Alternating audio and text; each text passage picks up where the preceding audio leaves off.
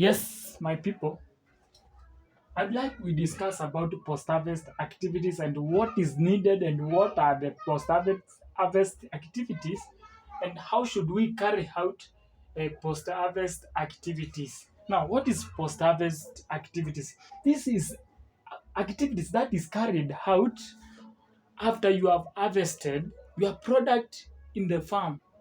Why should we do this? The reason we should do this to improve the lifespan of the product that you have harvested. For example, in case you have harvested perishable product, you need a refrigeration or you need to transport, you need to remove that mats and you need to wash them. Those are the post-harvest activities. Now, for example, what are these kind of post-harvest activities? These are threshing. After you have harvested, you need to remove. For example, if it is seeds product, you have to remove from the pods.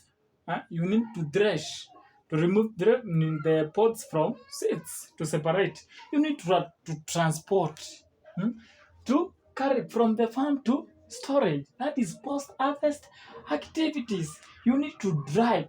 In case you have harvested the product and not dried up, so you need further dry mechanism. So that it is a post-harvest activity. After you have harvested, you need storage. After you have harvested, where are you going to keep the product? That is a post-harvest, a well storage that can keep your product. You need milling, and it this comes to where you need a final product like wheat. You need to mill to get a flour because you cannot consume the seeds of wheat. So this is a post-harvest activity. You need howling. Howling is this is done to a wheat and rice to remove the tester. Hmm? Now, what is parboiling? Parboiling, it is boiling a rice, hmm, to a certain point of temperature such that you will avoid them from breaking. Are you getting? Now, we have after that we shall come to next. Now we have post-harvest losses. Now, what are the losses now we are going to incur as we do these activities of post-harvest? Now we have transported some products may fall down. We have threshed. We may not get the enough. Some may fall when threshing. We may dry up. Some may break when drying. Like for example, whenever you are using a mechanical way, not the natural way, some you can dry them to the extent that they will break or they will get damaged. Poor storage. Huh? These are the loss you can incur. Now, from there we have quantitative losses. Quantitative, it is now the loss that it will interfere with the volume of a product. For example, when you are transporting, some seeds fall down. You carried like 50 kg over maize seeds. Now, on the way, you have lost 50. This is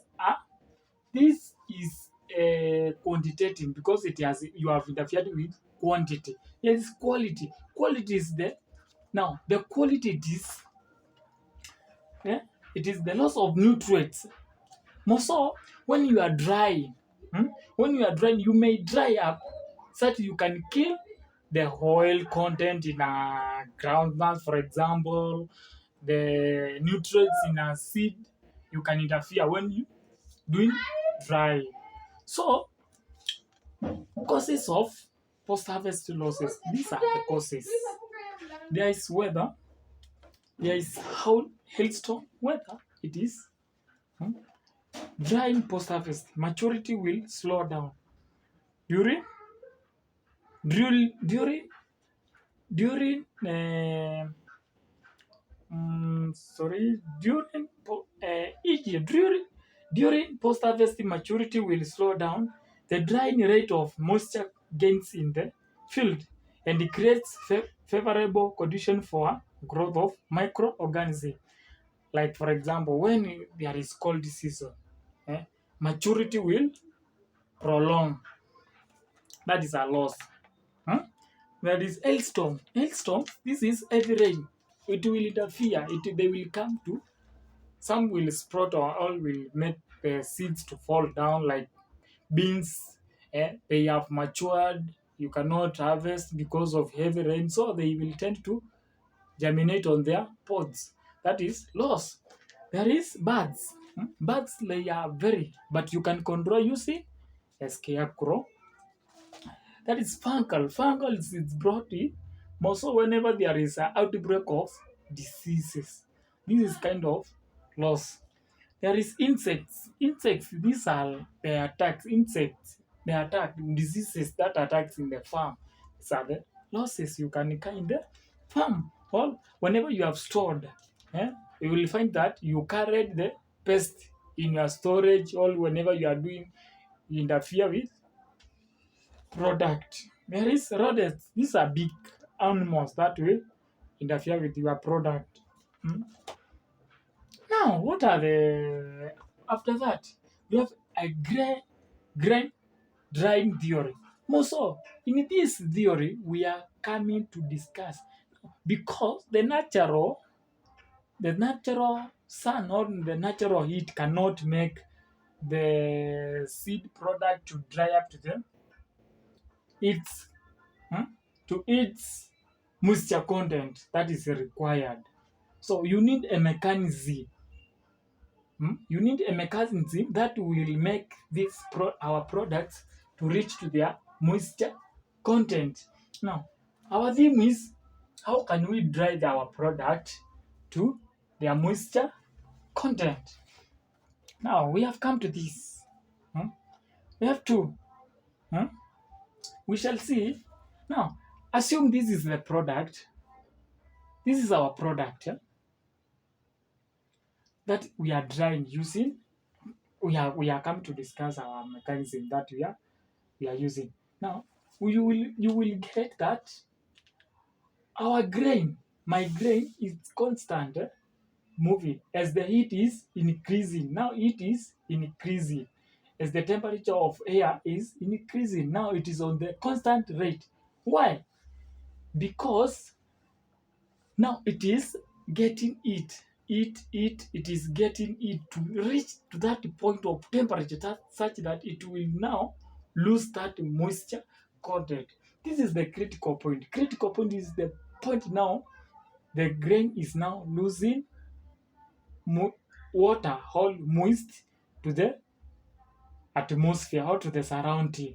Now it goes down. This is falling rate. This is now the moisture that we want to remove. This is the amount of moisture that we want to remove. Now this is now after this we shall come to this flat. This a straight line. It shows even if we heat to a certain beyond what temperature, that seed cannot lose that moist because it is bold inside. It cannot lose further moist. Now that shows this graph tells us this cannot lose any more moist. This is now the losing moist. This is constant. Now the heat is the seeds are now gaining the heat. And by the way, different seeds they have different moisture rate. For example, we can see maize, it has a moisture content of 13.5.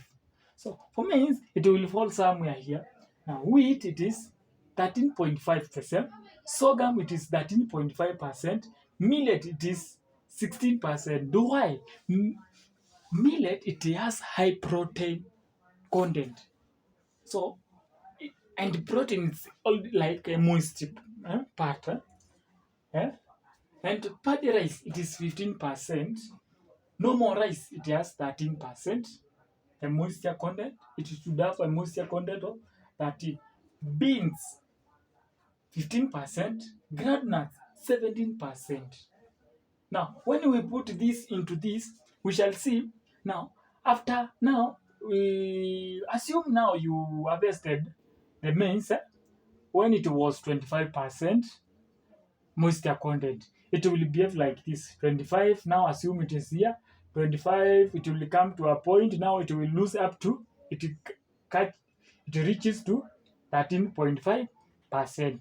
Beyond that, it can't lose because that water is inside and it is all in the grains. Oh, what is that? What is that tells us? Hmm? What are the factors now? Factors affecting that determine the drying rate of a maize. For example, factors affecting the drying. We have seen hair flow. Hair flow. Now, hair flow, this the heat now. That hot hair that we have pressed to dry that grain. Is it of high heat or low heat? Air temperature. Air temperature is the temperature.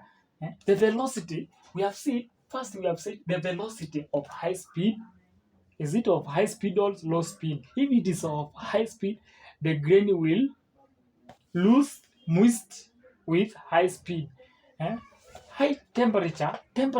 If it is of high temperature, the grain will lose moisture content at high speed, high rate. You see, now relative humidity. The relative humidity is the environment that seed it is placed. It will affect the losing moisture content of grain. Rate of heat transfer. The heat now that you have used to heat the grain. Those are the factors that will affect the rate of moisture content loss. Now, after this, we shall see different. Every seed acts on its own. As we have said, this curve is showing moisture content. This is it. Whenever the heat goes high, the moisture content loss goes high. Humidity goes high, moisture content goes loss goes slow. Velocity, that is the speed now, the speed that you are generating to a seed that you want to make them lose the moisture content, excess moisture content. Whenever it goes high, it will affect the rate of this one falling rate. So, and this is what happens whenever we are drying. We shall see how it is calculated, how it is done to get this percent, which are the machines we can use to get this moisture content, to attain our moisture content. We see and we shall understand everything in my next video. Kindly make sure you have subscribed to get my next video where I'm going to discuss everything. See you. Let's meet in my next video.